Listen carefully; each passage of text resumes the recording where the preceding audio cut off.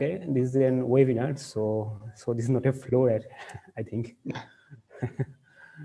So first of all, thank you, Francisco, and thank you, Professor Odinsov, for allowing me to give this webinar here in this institute.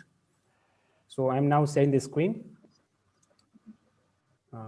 Before I'm sharing the screen, I just want to switch off the video because for internet consumption. And if anyone has any question, please ask me. Don't wait till the last minute. Please ask me. I'll be happy to answer it.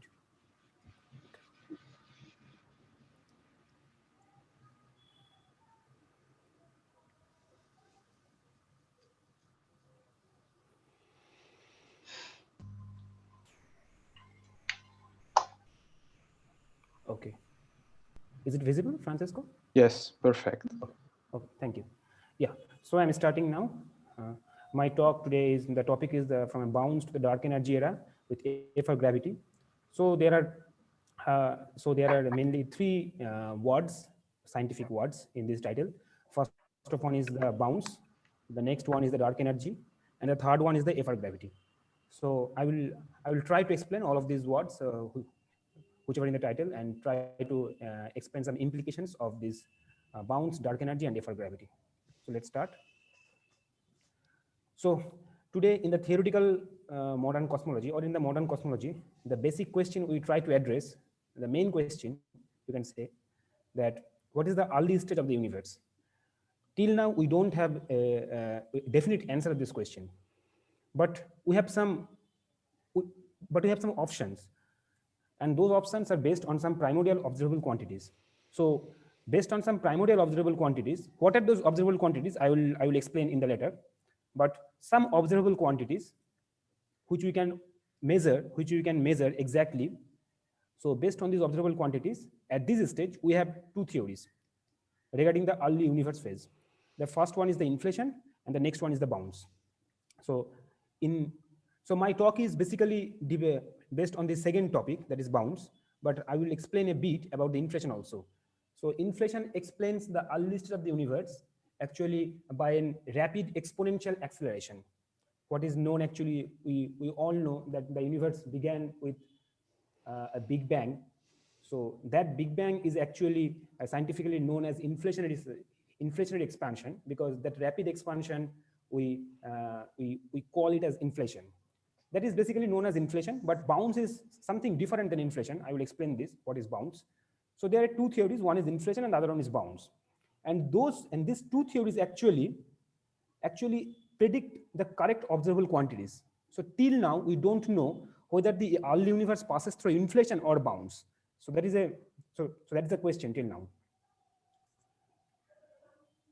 Before going to my main talk, since it's a PISA seminar, that's why I will describe briefly about the meaning of bouncing cosmology, because my talk is based on basically on bouncing cosmology. Now, it is a well-known fact that our universe is expanding. We all know that because the universe is expanding, and that expansion rate is mathematically controlled by a term in the metric, which is known as the scale factor. The evolution rate of the universe is controlled by the scale factor. So the basic point is our universe expanding. As we go in future, the universe expanding and expanding. So if we go back in time, then there are two possibilities. First possibility is, if we go back in time, this is a plot where y-axis is the scale factor a, function of time, and the x-axis is the time. Scale factor means the size of the universe. You can think the scale factor as the size of the universe. Okay, so the y-axis is basically the size of the universe, and x-axis is basically our time, our cosmic time, or you can think of your time in watch. Basically, this t is the proper time in cosmology. Okay, for the co-moving observer, actually. Okay, so our universe expanding. That means with time, this scale factor is increasing. So if we go back in time, this scale factor must decrease because our universe is expanding now, and by decreasing, the scale factor may hit to the value 0 at t is equal to 0. That's why the plot is. See, the scale factor is decreasing, at then t is equal to 0, the scale factor becomes 0. So when the scale factor becomes 0, the universe size also becomes 0, because as I mentioned, the scale factor is actually measures the size of the universe. And That point is basically known as the curvature singularity, because we all know that the curvature of the universe is measured by this quantity Riemann tensor R mu nu alpha beta. And because this is a tensor, so we have to construct a scalar to measure something, because we cannot measure a tensor quantity. So we have to measure some scalar quantity, and the only possibility to make a scalar quantity from this Riemann tensor is the Kreismann scalar, that is R mu nu alpha beta, R mu nu alpha beta. This is the scalar construction from this Riemann tensor. So this is the measure of the curvature actually. This scalar quantity is the measure of the curvature. At the point when the scale factor becomes 0, this Kreismann scalar actually diverges. And that's why the point when the scale factor becomes 0 is known as the curvature singularity, because the Kreismann scalar actually diverges. Because the Kreismann scalar is proportional to 1 by a to the power 4, where a is the size of the universe. So when a becomes 0, that Kreismann scalar diverges, and that is known as curvature singularity. So this is the first possibility when we go back in time. But as I mentioned, there is also a second possibility. This is the second possibility. So if we, again, the y-axis is the size of the universe and the x-axis is the time, cosmic time, or the time, or the proper time. So if we go back in time, the scale factor must be decreased, and the scale factor decreases. However, it does not hit to the value 0, it acquires a minimum value, and then it again expands, and then it again increases. So this is another possibility if we go back in time. So there are two possibilities. One, when the scale factor hit to the value 0, and the next, when the scale factor does not hit to the value 0, but it acquires a minimum value at t is equal to 0. Okay. See, in this case, in this second possibility, since scale factor does not hit to the value 0 at any point of time, that's why the Kreismann scalar is well behaved at all cosmic time. Because as I mentioned, the Kreismann scalar is proportional to 1 by a to the power 4. So as a does not go 0, that's why Kreismann scalar is well behaved. And this possibility is actually known as bounds. So the condition of the bounds is to get a minimum of the scale factor. And we all know that to get a minimum of the scale factor, these three conditions should be satisfied. One, the scale factor does not be 0. Next, the velocity must be 0, and the acceleration must be greater than 0 to acquire a minimum. Okay, so these three conditions must be satisfied in order to get a bounds. However, there is a big difference in these two scenarios. Apart from the behavior of Kreismann scalar, there is a big difference in these two scenarios. First of all, see in this plot, I have not shown anything in the negative time axis, but in this plot there is a negative time axis, because the reason is the following. In the first case, in this case, since we hit to a curvature singularity, that's why there is no point to go beyond that point, to go beyond t is equal to 0, because we already hit to a singularity. That's why we cannot go beyond that t is equal to 0. But in this case, since we does not hit to the value since we do not hit to the singularity, that's why we should not stop at t is equal to 0. We should move, because there is no singularity. That's why in the case of bounds, we get a negative time axis. But in the case of first possibility, we cannot get any negative time axis. And this second possibility is known as the bound scenario, as I will explain in this talk, of some implications of bounds. Okay, fine. Now, after describing what is inflation and what is bounds, so inflation is basically the first scenario. Basically, the first scenario is inflation, when we get a curvature singularity. This is known as inflation. Okay, and the second possibility is known as bounds. So we have two theories. One is inflation, when we get a curvature singularity, and the other one is bounds, when you do not get any curvature singularity. After getting these two scenarios, we face further questions. The first question is, did the early universe undergo through inflation or through a bouncing like stage? We don't know. First question. Second, if the universe is started from inflation, then what is the mechanism of an unified cosmological description? Unified cosmological description means there are several phases of universe evolution in cosmological scenario. We know that. First of all, the early universe scenario, maybe it inflation or maybe it bounce. Then a radiation dominated era, roughly speaking, then a matter dominated era, and then a dark energy era. So naively, the universe evolution can be described by these four phases. First one is the early universe phase.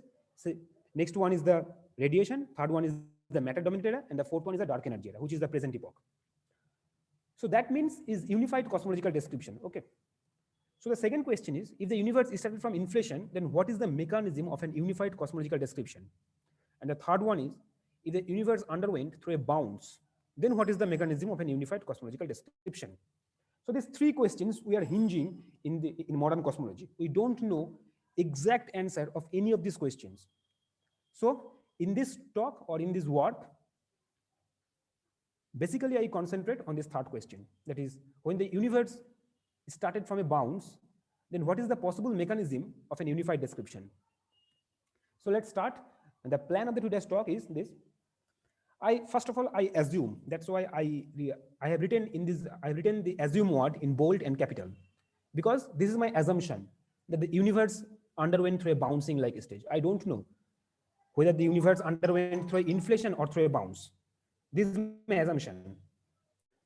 That's why I've written, I assume. Am I audible, Francisco? Yeah, it's okay. Okay, fine.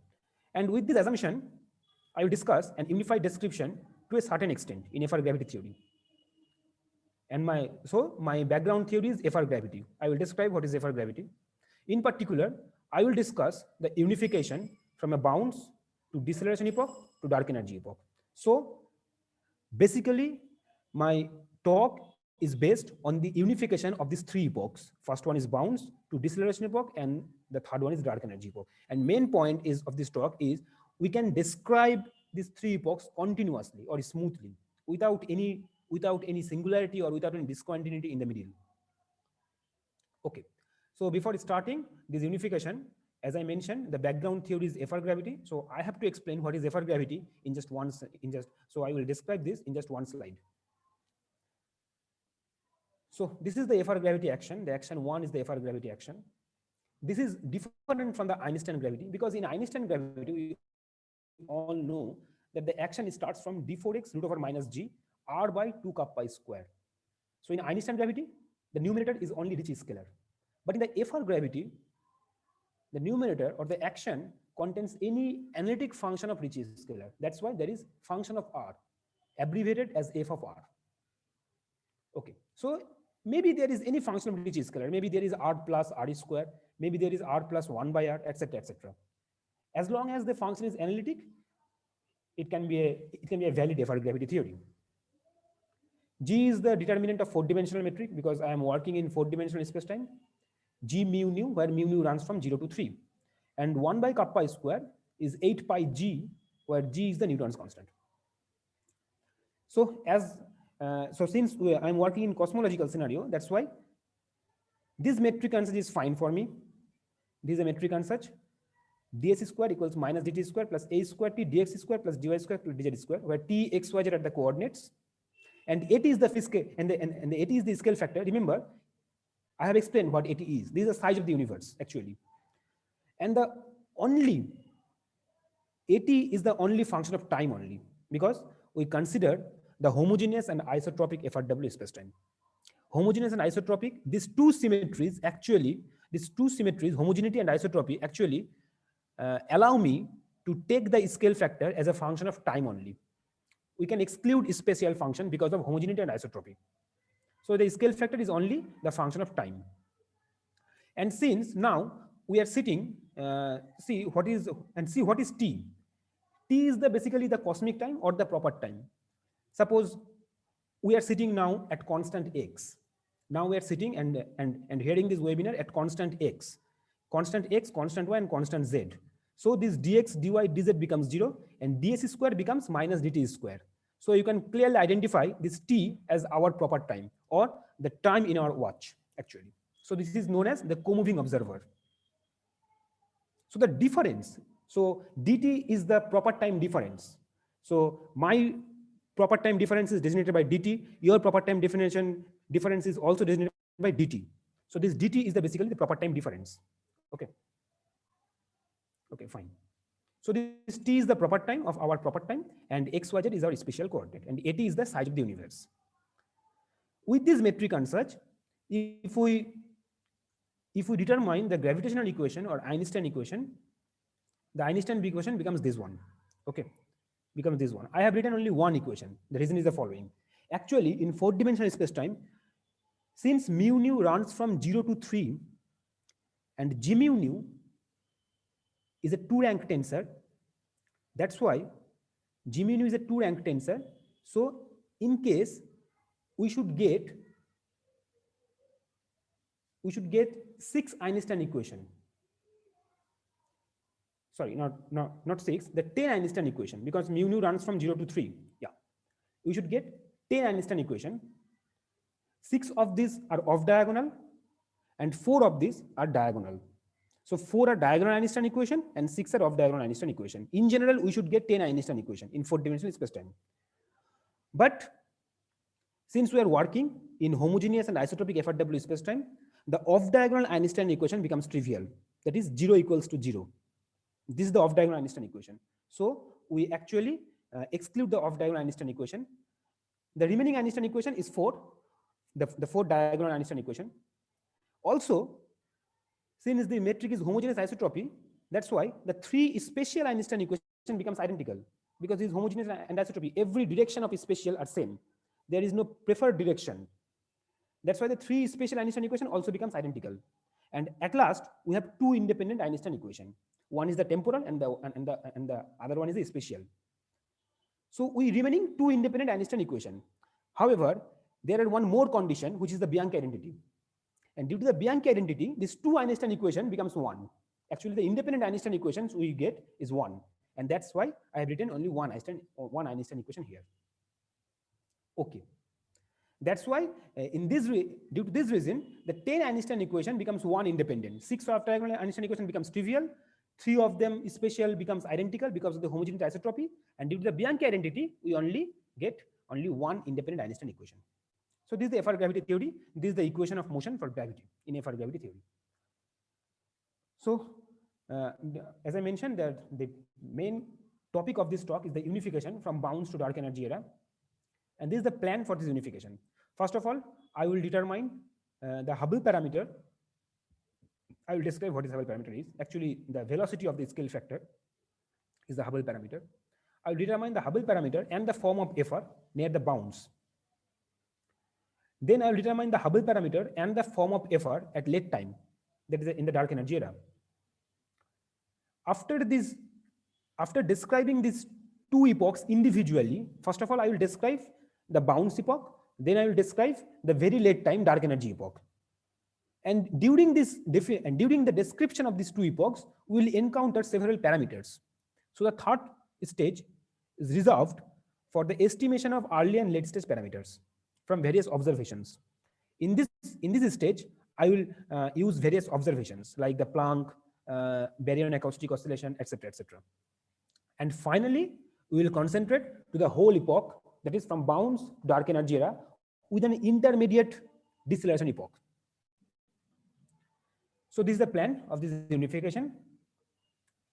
So first of all, I will construct the near bounds quantities.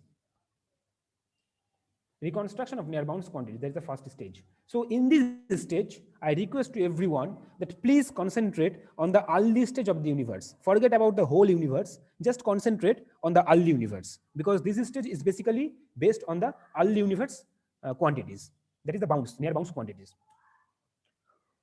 Reconstruction near the bounds. As I mentioned earlier, that a non-singular bounds of a scale factor is characterized by three conditions. One is the scale factor is not 0, the velocity is 0, and the acceleration is greater than 0. So at near the bounds, we consider the scale factor as equation 2. As I showed in equation 2, this is the scale factor near the bounds. 1 plus alpha t square. See, this scale factor actually satisfies all these 3 conditions, because at t is equal to 0, that is the bounds time. At t is equal to 0, the scale factor is 1, that is not 0. At t is equal to 0, the velocity is 0, and the acceleration is also greater than 0. So these 3 conditions of bounds is actually satisfied by this scale factor. So this is the scale factor near the bounds. And see, we already encountered one parameter when we describe the near bounds quantities. This parameter is alpha.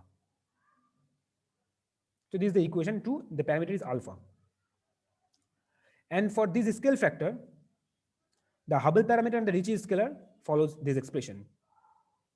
Hubble parameter is actually determined by velocity of the scale factor, and the Ricci scalar is determined by this expression 12 h square plus 6 h dot.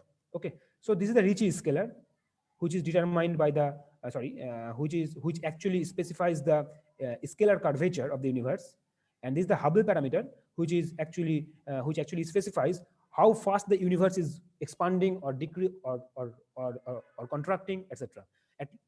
That means the Hubble parameter actually specifies how fast or how what is the rate of the universe evolution with time. That is the Hubble parameter.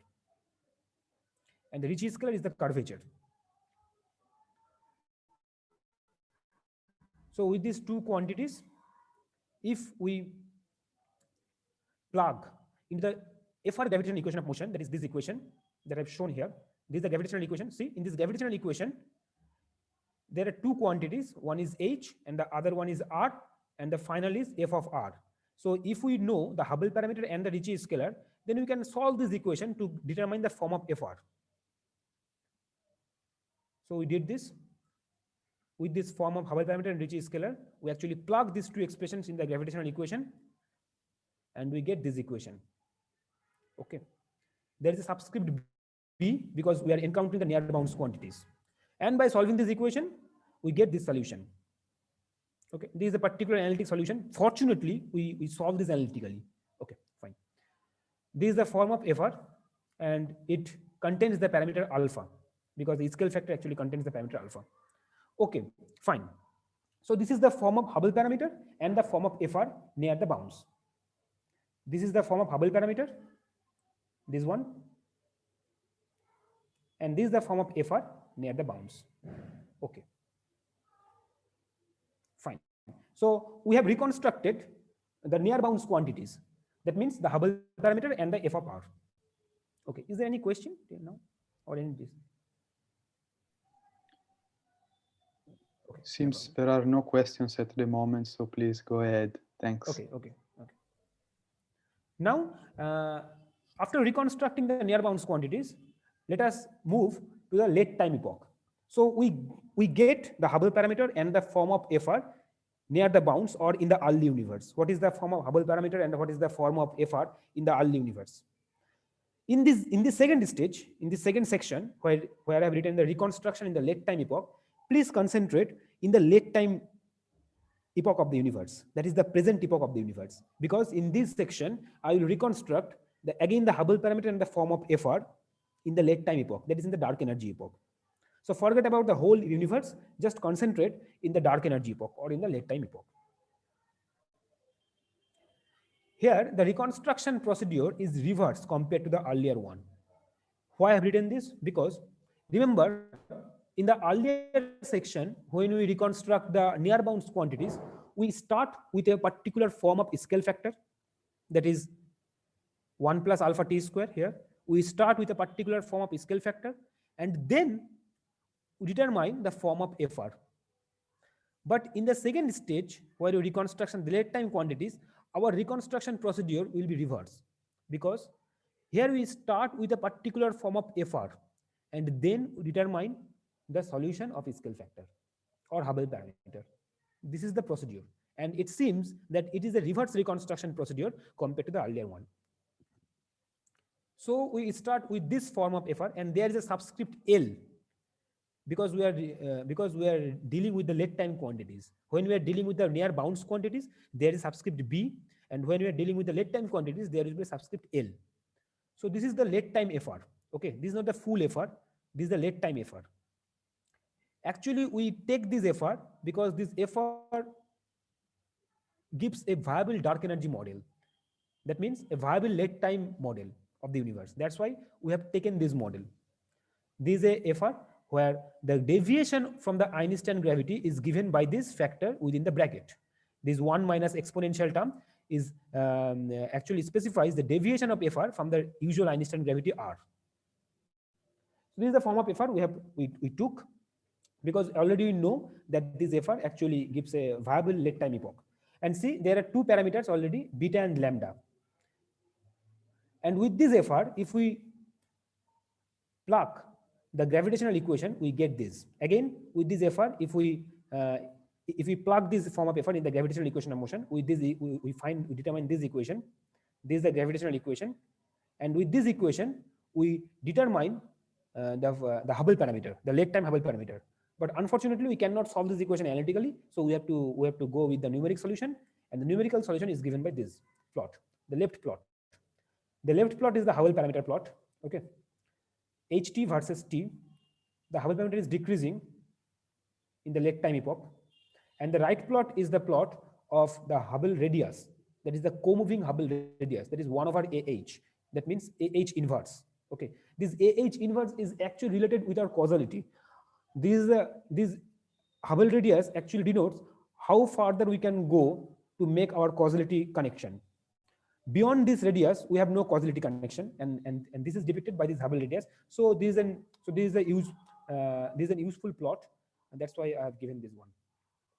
So left one is the Hubble parameter, and the right one is the Hubble radius plot with respect to cosmic time. And since the Hubble radius is decreasing, you can see from the second plot, from the right plot, the Hubble radius is decreasing, the blue plot is decreasing with time. That's why we can say that the universe is actually accelerating, because a decreasing behavior of the Hubble radius actually specifies the accelerating stage of the universe. So this is the Hubble parameter, and this is the FR in the late time epoch. So we reconstruct the Hubble parameter and the form of FR in the near bounds as well as in the late time epoch. So we finally completed our task. What are the expressions for Hubble and F of R in the near bounds and in the late time quantities? During this procedure, as I mentioned, we encountered several parameters. Actually, we encountered 3 parameters. One is alpha during the reconstruction of the near bounds quantities, and the other 2 one was beta and lambda during the reconstruction of the late time quantities. So now we have 3 parameters.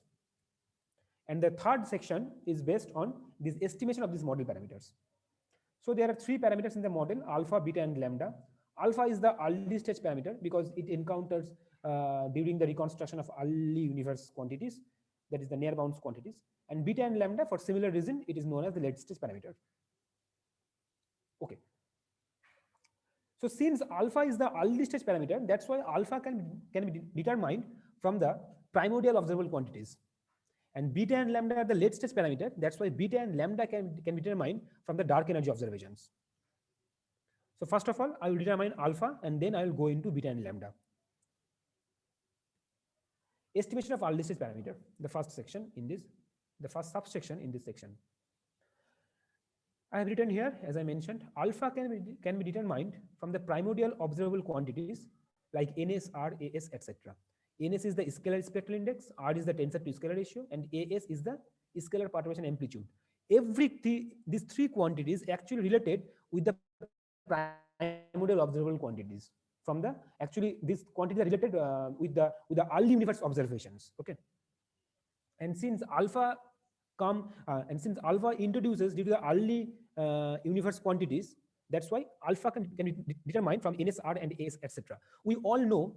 Actually, we cosmologists know what are the values of NS, R, and AS, etc. And using those values, we can estimate the value of alpha from this model. And for this, we have to perform the perturbation calculation for the scalar and tensor perturbation. Actually, when we perturb, we are starting with the FRW metric, the homogeneity and isotropy.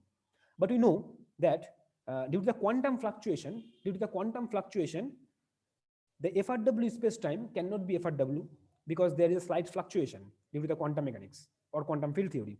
And this fluctuation can be treated as several perturbation quantities. Actually, there are 5 perturbation quantities. The 4 scalar one, and the 1 is the tensor perturbation. Okay, so there are 5 perturbation quantities. Out of them, the four perturbation quantities are scalar, and 1 of them is a tensor. So we have to determine those perturbation quantities to determine NS, R, and AS, etc. This is scalar perturbation metric, where see this delta Gij is given by a squared to 1 minus 2 cal r delta Ij. This KLR is the scalar perturbation. This is the deviation from the FRW metric, because in the FRW metric, this scalar becomes 0. But when we take the perturbation, this scalar introduces and which specifies the scalar perturbation metric. However, I mentioned earlier that there are 4 scalar perturbation, but due to the gauge choice, here we choose the co-moving gauge actually. Due to the gauge choice, the 2 of them become 0. So remaining there are 2 scalar perturbation quantities. And since and there is another condition, that is the background evolution is free of anisotropy. That is the background evolution is isotropic. That is the FRW is isotropic, and that's why the 2 scalar perturbation becomes identical.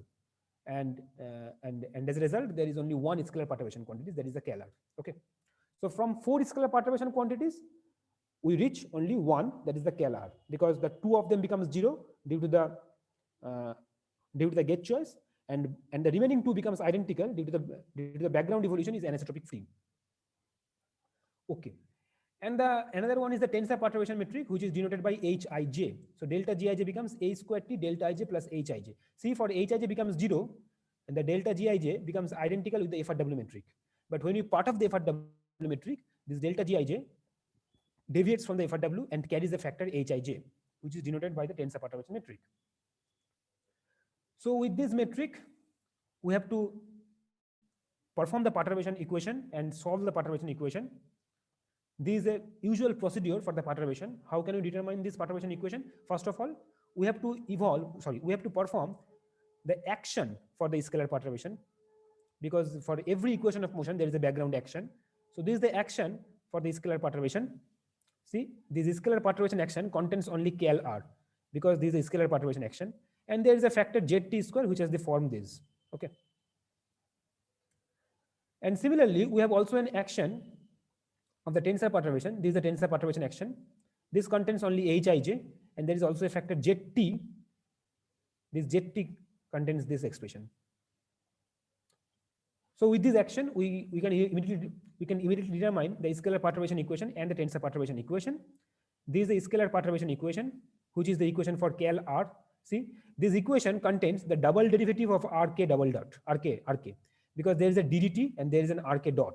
So when we break this term explicitly, we will get a term containing RK double dot. So this equation actually denotes the dynamics of the scalar perturbation variable RK. Similarly, the next equation is the dynamics from the tensor perturbation variable, because when we again break this term, we will get a term containing HK double dot. So this equation actually denotes the dynamics for the tensor perturbation variable HK. So these are the 2 equations for scalar perturbation and tensor perturbation variable respectively. Now, since we are dealing with the primordial observable quantities, that's why we will determine this equation, what is the form of these 2 equations in the near bounds, because we are dealing with the primordial observable quantity, that is the early universe quantities. That's why these 2 equations will be determined in the early universe, near the early universe. See, in this equation, there is a factor, scale factor AT, there is a factor ZT, and the other one is the RK, which we want to determine. And we know what is the form of AT and ZT near the bounds, because AT is the 1 plus alpha t square, and ZT I have shown in the earlier page. This is the ZT. So after plugging this equation, we will determine the simplified expression of the scalar perturbation equation as well as for the tensor perturbation equation. The first one is the scalar perturbation equation, where we get RK double dot, and the second one is the tensor perturbation equation, where we get HK double dot, where U1, V1 are the quantities contain the parameter alpha, the near bounds parameter alpha. So these are the 2 equations for scalar perturbation and tensor perturbation. Okay. So what is the procedure? First of all, we have to part off the FRW metric. Then we have to find the action for the tensor and scalar perturbation. Then from this action, we have to find the equation of motion. And the next stage is to solve this equation of motion explicitly with suitable initial condition. These are the 2 initial conditions. Generally, we take these 2 initial conditions for the scalar and tensor perturbation, which is known as the Bunch-Davies vacuum. This is the Bunch-Davies vacuum. Actually, this is related with the with the explanation which is following. Actually, in the near bounds quantities, we assume that there are no particles. Actually, all the particles will be created from some reheating mechanism or from some quantum fluctuations. So initially, there are no particles. So we can take a vacuum condition, which is known as the Barnes-Davis vacuum. That's why we will take this initial condition as the Barnes-Davis vacuum, because we know that, see, this initial condition is just like the harmonic oscillator mode, right? E to the power minus I k tau 1 by root over 2k. This is the harmonic oscillator mode, the massless harmonic oscillator mode, where m is 0. And we know that this mode actually corresponds to the vacuum. So when we consider that the early universe is vacuum, there are no particles in the early stage. All the particles we see today are constructed from some reheating mechanism or from some unknown mechanism.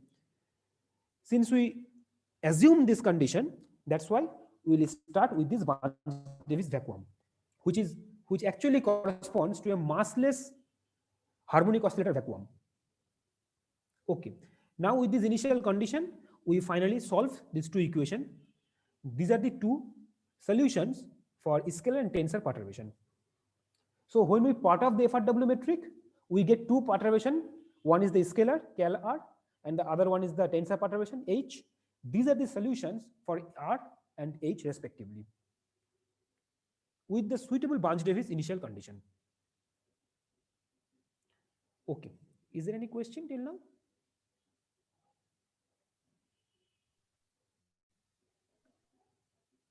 I guess no questions. Okay. Thank you, Francisco. Yeah. These two solutions are very important because we'll use these two solutions later. Just one point to mention here. See, in the scalar perturbation equation, there is a term exponential minus 2/3 alpha t square. And in the tensor perturbation equation, there is a term exponential minus 2 alpha t square. Okay. This is very important because it indicates that the scalar perturbation decays at a slower rate with respect to the tensor perturbation, because tensor perturbation contains exponential minus 2 alpha and scalar perturbation contains exponential minus 2 by 3 alpha t square. That means the scalar perturbation decays at a slower rate with respect to tensor perturbation. We'll use the information later. This is an important information. Okay. Which means that actually both of these perturbation variable starts from the Barnes-Davis vacuum condition. So both of these perturbation actually starts from the same state.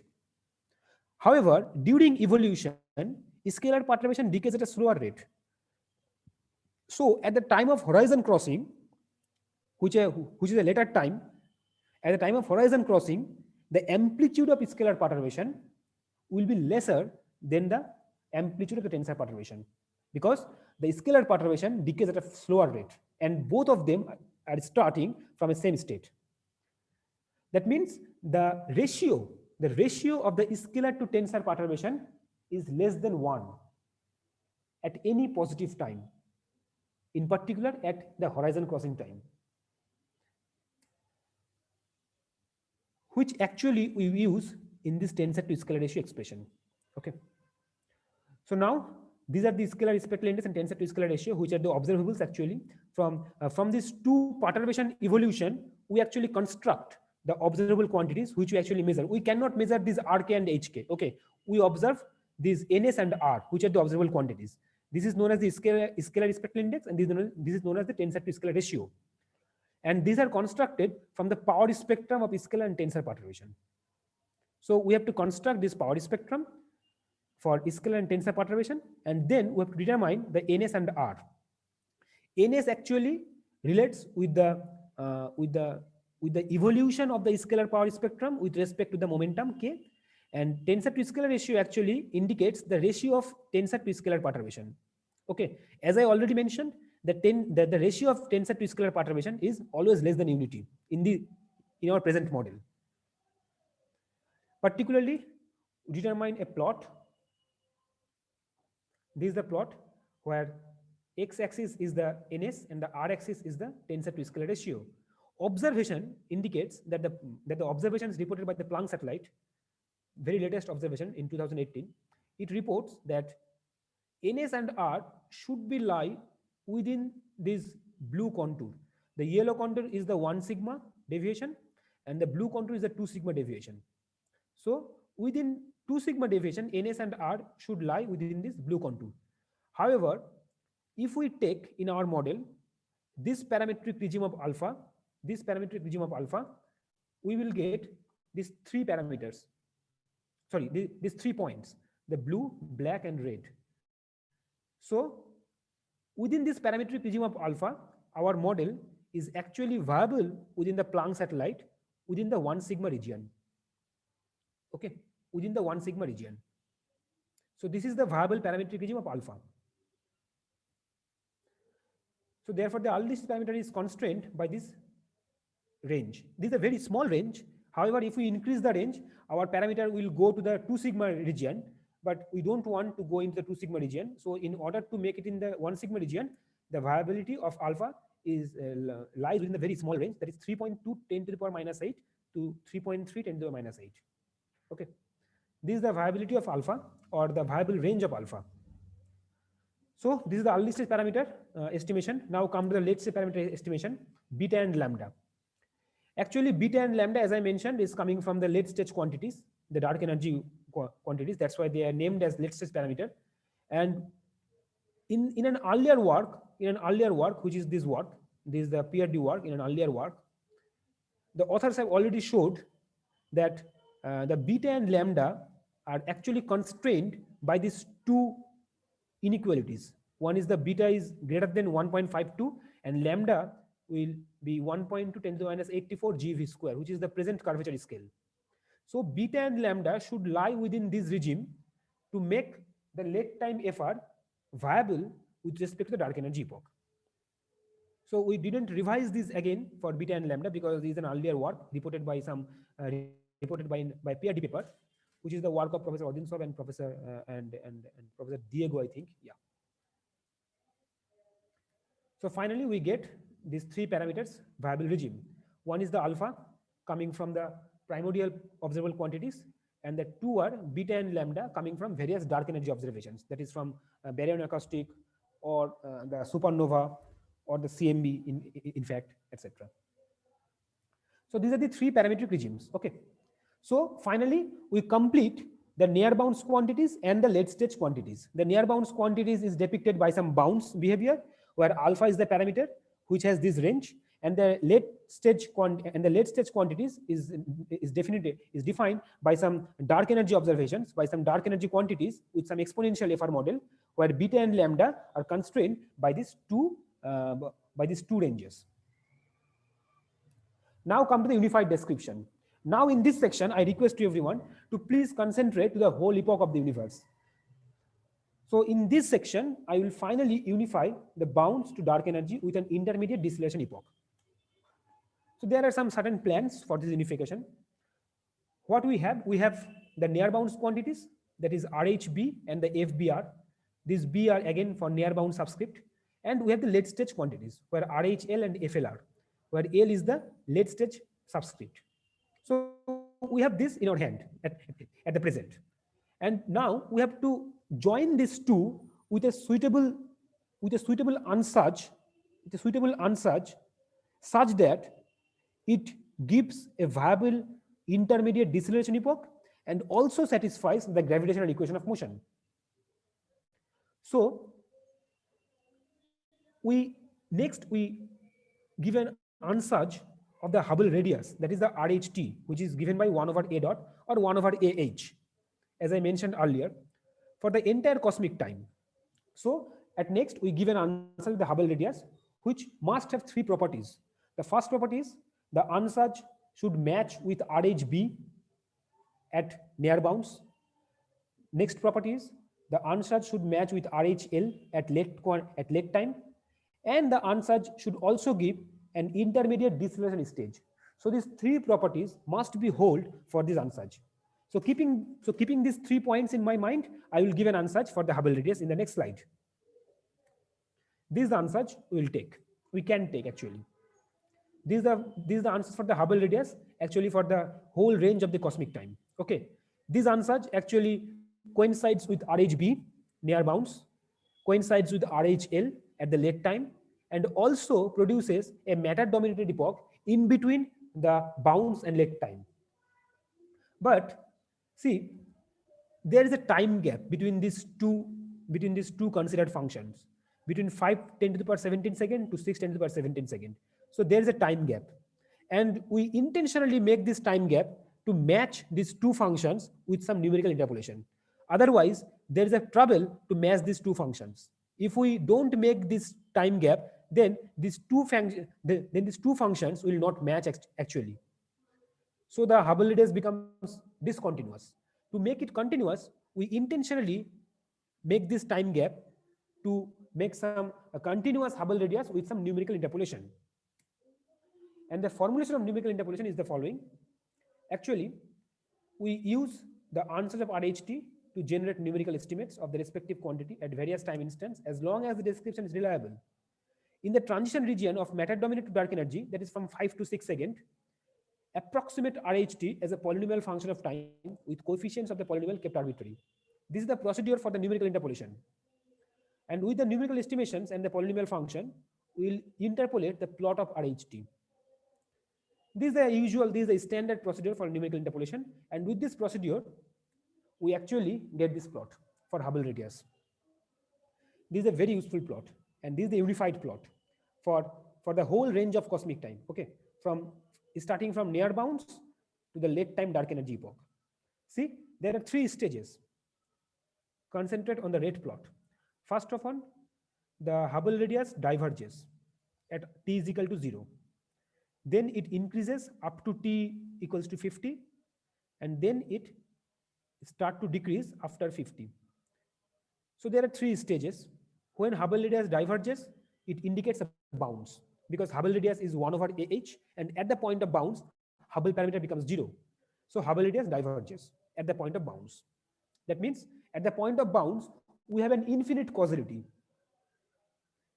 After the bounce, the Hubble radius starts to increase, which denotes a decelerating phase of the universe. And without any discontinuity, the Hubble radius starts to decrease again, which indicates an accelerating stage at the late time. So as a whole, we get 3 epochs. One is bounce, one is the deceleration epoch, and the other one is the late time acceleration epoch. These are written here. The Hubble radius diverges t is equal to 0, a bounce. The increasing behavior of the Hubble radius indicates a deceleration phase. The decreasing behavior of the Hubble radius indicates an accelerating phase at late time. And the curve explicitly shows a smooth unification of the universe evolution from the bounce to deceleration to late time acceleration. Now come to the Hubble parameter. We have determined the Hubble radius evolution, and from this Hubble radius evolution, we can solve the Hubble parameter actually, again numerically, from this equation. Because A dot equals to 1 over RH. This is the Hubble parameter, A dot equals to 1 over H. And this is a single order differential equation. So we need only one initial condition to solve this equation. And we take this initial condition, A0 equals to 1. We intentionally take this initial condition because we want to match our numerical solution with the analytic one. Remember, in the analytic evolution, in the near bounds, scale factor at time 0 becomes 1, because scale factor is 1 plus alpha t square. So when t becomes 0, scale factor becomes 1. And that's why we take this initial condition to match our numerical solution with the analytic one. And with this initial condition, we solve this singular differential equation to determine the Hubble parameter. And this is the Hubble parameter plot in the right phase. Sorry, yeah. See, the Hubble parameter becomes 0 at t is equal to 0, and then it acquires a maxima. After it decreases. H0 equals to 0 and H dot 0 is greater than 0. In the late time epoch, the Hubble parameter monotonically decreases with time, and the late time Hubble parameter becomes of the order 10 to the power minus 42 GeV, which is the correct order estimation for the present Hubble parameter. Okay. So our model parameter estimations are fine because the Hubble parameter estimation at the late time epoch is of the correct order, that is 10 to the minus 42 GeV. Now come to the exact point, that is the main important point, because as I mentioned, that what I took the unsuch of the Hubble radius, that unsuch must be satisfied with the gravitational equation of motion. So we have to solve the gravitational equation of motion to determine the form of effort. So this is the section to determine the form of FR. We use the Hubble parameter evolution and the gravitational equation. And as we know that, as I mentioned earlier, or as I showed earlier, that the gravitational equation is a secondary differential equation with respect to the Ricci scalar. And that's why to solve this equation, we need two boundary conditions. So how do we get these two boundary conditions? Again, we use the condition that our numerical solution should match with the analytic one. So our numerical f of r at bounds should match with the analytic fb at bounds, and our numerical f of r at r tends to 0, that is at late time, should match with the late time analytic fr at r tends to 0. And FBR and FLR are the analytically reconstructed FR near the bounds and late time respectively, because we already know these two functions, FB and FL, analytically, because we already determine these two expressions of FB and FL. So using these two expressions of FB and FL analytically found, we can determine the boundary conditions for this numerical solution of FR. And with these boundary conditions, we actually solve the gravitational equation. And finally, we find this form of FR. Considering the left plot, in the left plot, there are two curves. One is the yellow one and the other one is the red one.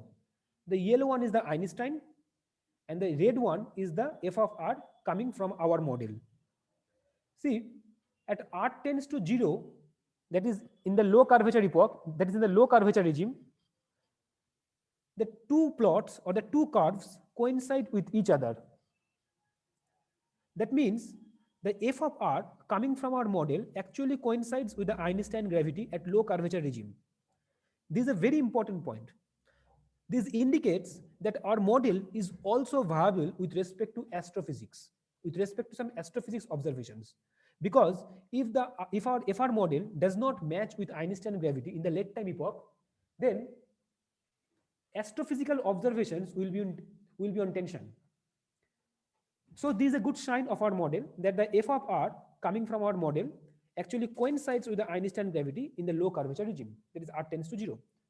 However, as we go from r tends to 0 to the higher curvature, that is near the bounds, that is the early universe, the f of r actually deviates from Einstein gravity more and more. Okay, so this is the FR, solution of FR, numerical solution of FR coming from our model. That's I mentioned here. So this is the full FR which unifies a bounds to matter dominated and from matter dominated to dark energy epoch, because this FR actually coming from the ansatz of Hubble radius, and that ansatz actually unifies the bounds to matter dominated to dark energy epoch. And that's why, since this FR is coming from that ansatz, so this FR is actually unifies the bounds to matter dominated and from dark energy epoch.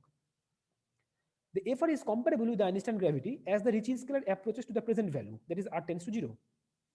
While the FR seems to deviate from the usual Einstein gravity when the scalar curvature takes larger and larger values. And near the bounds, f prime r is positive, which in turn indicates the stability for the scalar and tensor perturbations as well. Now come to the last bit of this talk. This is a very important again. After describing the f of r, I have mentioned that this FR actually unifies the bounds to matter dominated to dark energy epoch.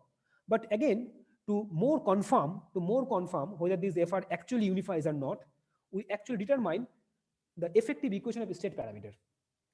And this equation of state parameter is given by this plot.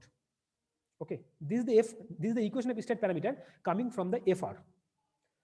So there are again two curves. One is the red and the other one is the yellow. Yellow one is the -1/3. There is the constant equation of state, which is -1/3.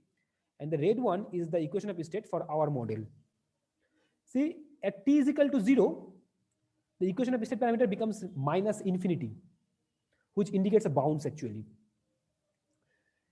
And then after a certain time elapse, which is a very short time, the red curve crosses the yellow one.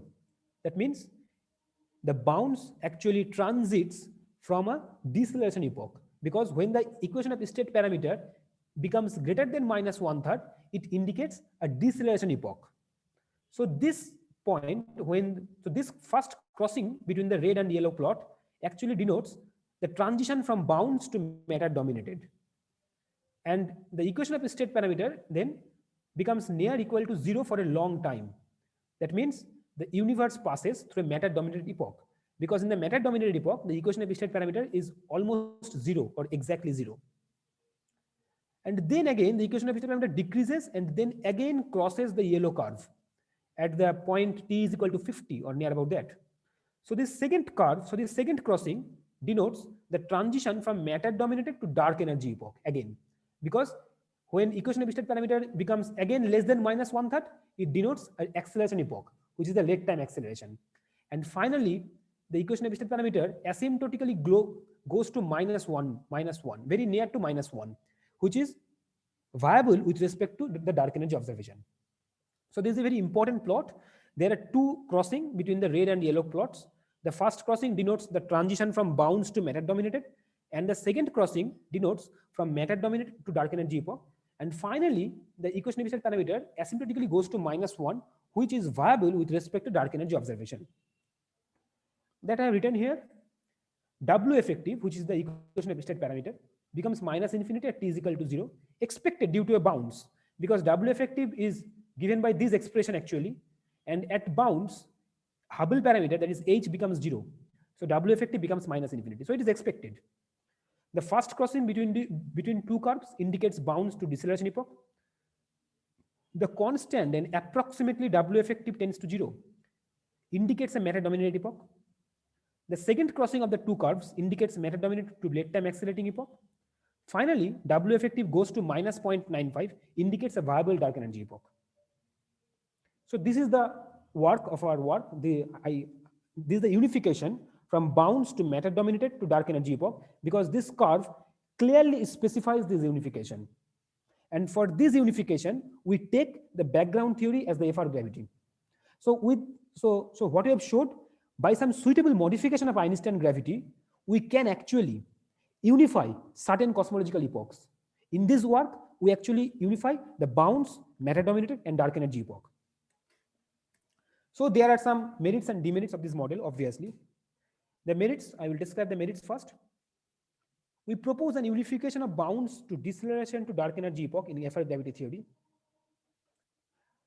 And the model is viable in respect to various primordial and dark energy observations. This is a very good sign, because our model is also observationally viable from primordial and as well as from dark energy observations. However, there are some demerits also. The demerits are, again, these 2 points. This is not the full evolution history of the universe, mainly due to the absence of the radiation era.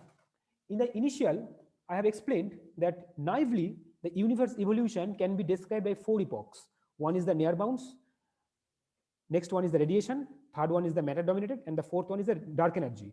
But in the present work, we did not describe the radiation era. Actually, we describe the bounds to matter dominated to dark energy epoch. So in this work, the radiation era is absent. So this is one of the demerits. And the next demerit is we do not discuss reheating mechanism in this particular model. The reheating mechanism is actually, shortly speaking, how the particles are produced. This is actually coming from the reheating mechanism. So we do not discuss the reheating mechanism also in this model. So these are the 2 demerits. However, we hope that the work may enlighten some parts of the bigger problem regarding the full unification of the universe. And finally, thank you. Thank you very much. Thank you very much for your interesting talk. Francisco. So I would ask if there are any comments, questions, or curiosities related to the talk. And if so, please, I would ask, besides unmuting yourself, also to switch on your camera so it is easier for the speaker to identify you. Francesco. Okay, please. I have a question. Sure. Well, thank you for the presentation. So do you have a physical mechanism or a physical interpretation for the bounds? Yeah. The bounds is actually, okay, fine.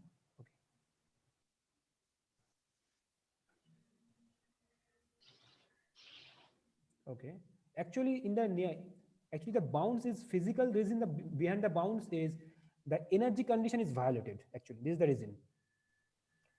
At the point of bounce, the energy condition, the null energy condition is violated. Okay, this is the reason for bounce. Actually, we need, just a minute, I'm going to the slide. Where is the one? Okay, this is the one. Can you see the slide? Yes. Yes. Okay, okay. So these are the three conditions for the bounce. Okay, and if we use these three conditions, we can see that the Hubble parameter have to be 0 at the point of bounce, because A dot is 0 at the point of bounce. And we know from the Friedmann equation that H is proportional to rho. That is, H square is proportional to the rho, where rho is the energy density.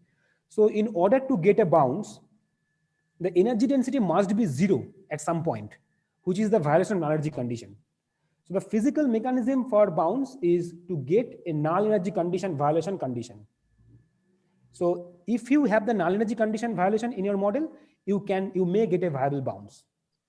Okay. And so you go from density being 0 to density being non-zero, and also the particular value of A not being 0. Is that related Exactly, to this change of density? Exactly, yeah. Because the velocity of the scale factor is 0. That means the Hubble parameter is 0. And we know from Friedmann equation that Hubble parameter is actually related to the energy density. That is proportional to energy density rho. So if Hubble parameter is 0, that means the energy density is also 0. So in order to get a bounce, the energy density has to be 0. That means in our model, if we calculate these things, just a minute, if we calculate this rho effective, then this rho effective becomes 0 at t is equal to 0, which indicates a bounce. And also the scale factor has to be non-zero, as we have mentioned. So the three conditions has to be satisfied simultaneously. The scale factor has to be non-zero, the velocity has to be 0, and the acceleration has to be positive. But do you have an intuition of what this means? What such a model, is there a physical interpretation of that happening? I think, Tanvoy, Enrique is asking more easy question.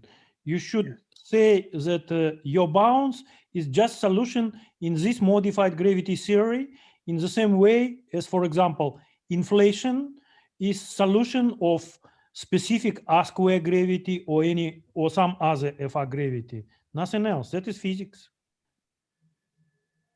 Is it correct, Enrique? Well, I don't know. I mean, I didn't understood that, Sergey.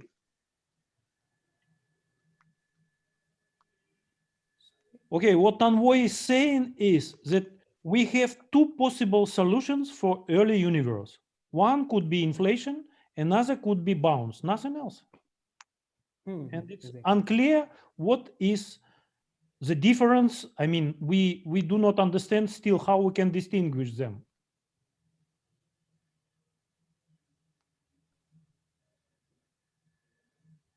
Yes, yes.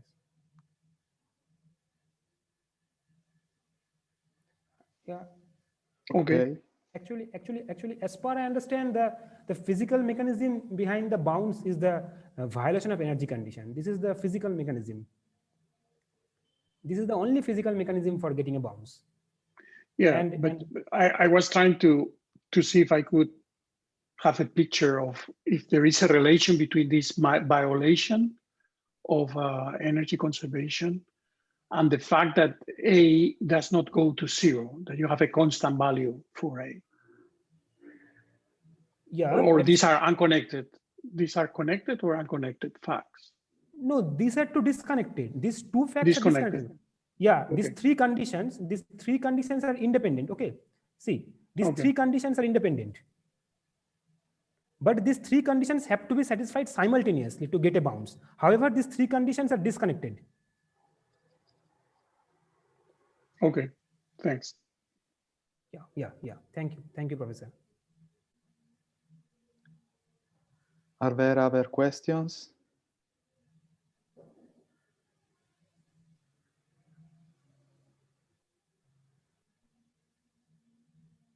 don't see anything in the chat, so I guess the answer is no.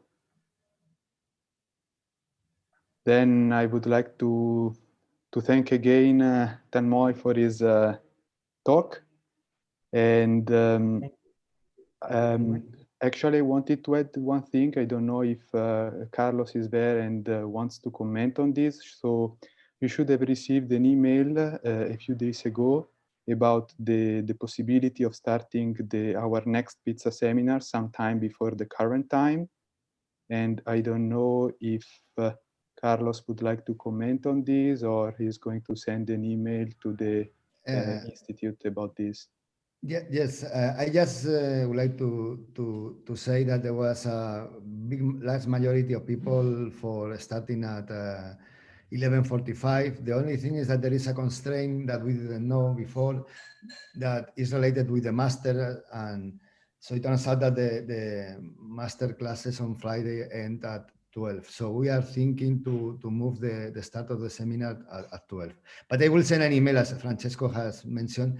I will send an email around explaining the changes. The idea is to start at 12, basically. The bottom line is to start at 12 and finish at 1 p.m. So to condense everything in 1 hour, so that we have time for later socializing in this chat room that Guillem provided us. That's a good idea. But I will send an email around today. Okay, thank you, Carlos. So, as also Carlos was mentioning, you are more than welcome to join later to the Wonder.me networking platform for some socialization moment. So I guess we can thank again the speaker and thank you all for attending, and see you all at the next pizza seminar next Friday. Thank you. Thank you for the attention. Thank you, everyone. Bye. Bye. Bye-bye. Bye-bye. Thank you. Thank you. Thank you. Bye-bye. Yeah, bye.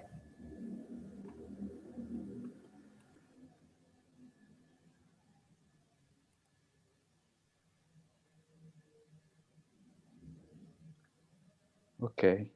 Okay. Thanks a lot. Yes. Thank you. As per Thank you, Professor. Thank you, Francesco. Thank you very much for your availability and your interesting talk. No, thank you. Thank you too. Thank you. Things go to you. Yeah. Thank you, Professor Odinsop. Thank you. Thank you, Francisco. Bye, Tanmoy. Bye-bye. Bye. Bye. Bye-bye.